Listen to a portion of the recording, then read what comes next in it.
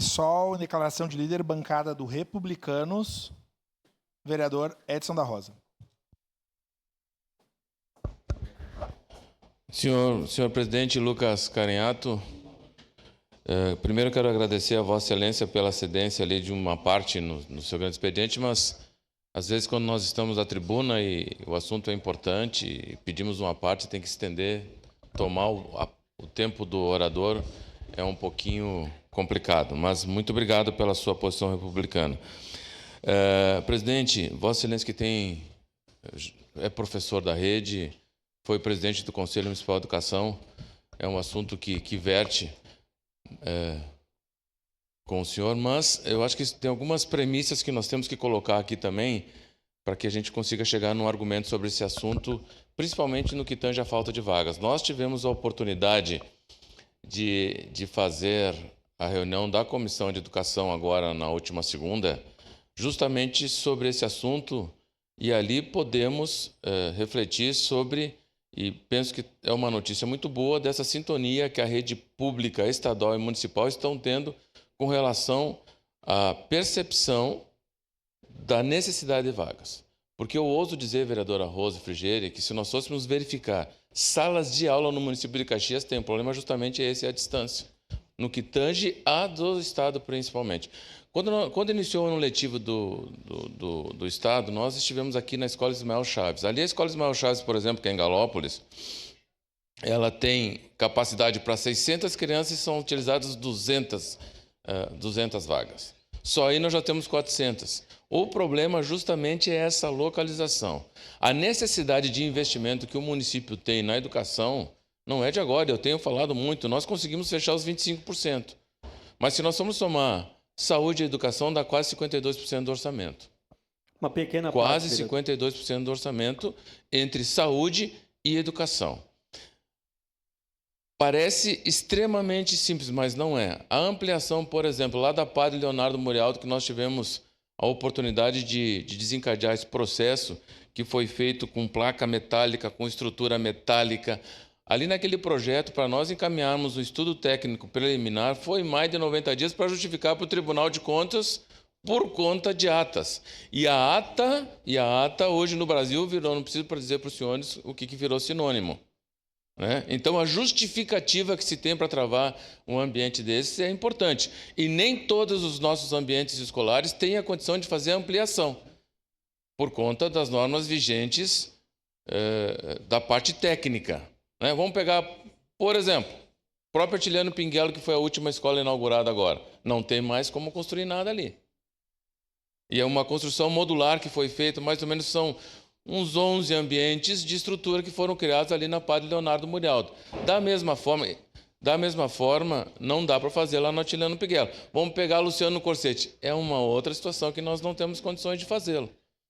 Essa movimentação feita, e Vossa Excelência ontem esteve lá na Central de Matrículas, esse mesmo relato foi feito pela Thaís e pela Valdirene, das ânsias e angústias delas também por esse movimento migratório, no que tange a vagas, vereador Cláudio Libardi, em empresas localizadas nessas regiões de estrangulamento. Por exemplo, JBS lá no Risso, Randon e Marco Polo. Isso dá um movimento que às vezes a gente não tem dimensão do que isso significa. De famílias e trabalhadores que deslocam, e aí a vaga para o filho, consequentemente, em determinado momento, estou citando zona norte e lá no Risso, justamente para a gente ter uma noção do que isso significa.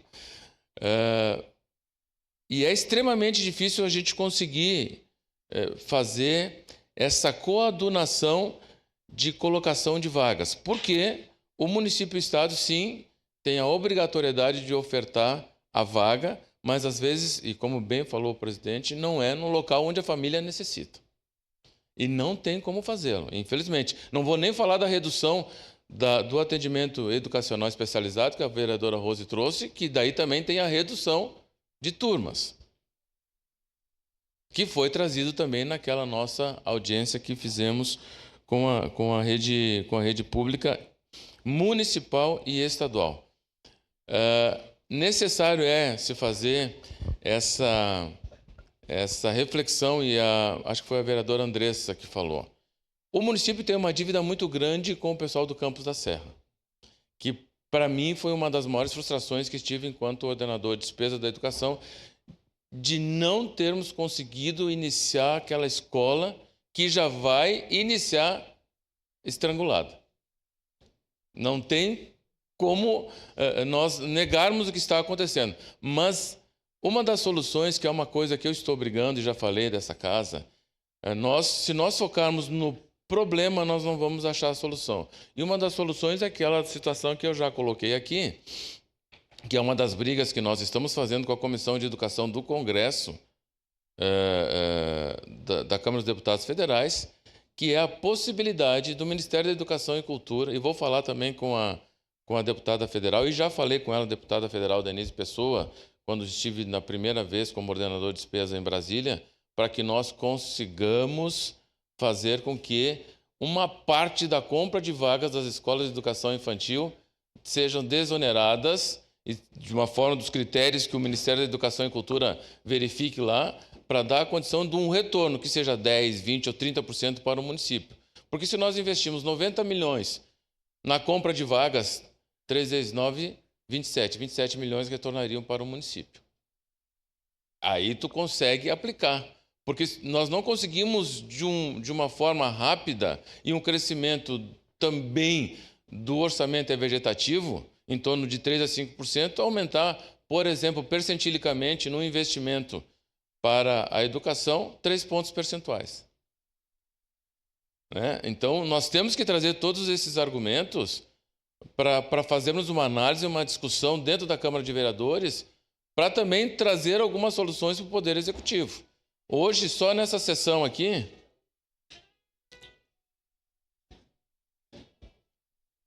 que também tem música. Uma trilha sonora para fala, e é legal sensibilizar o ambiente, e é muito legal.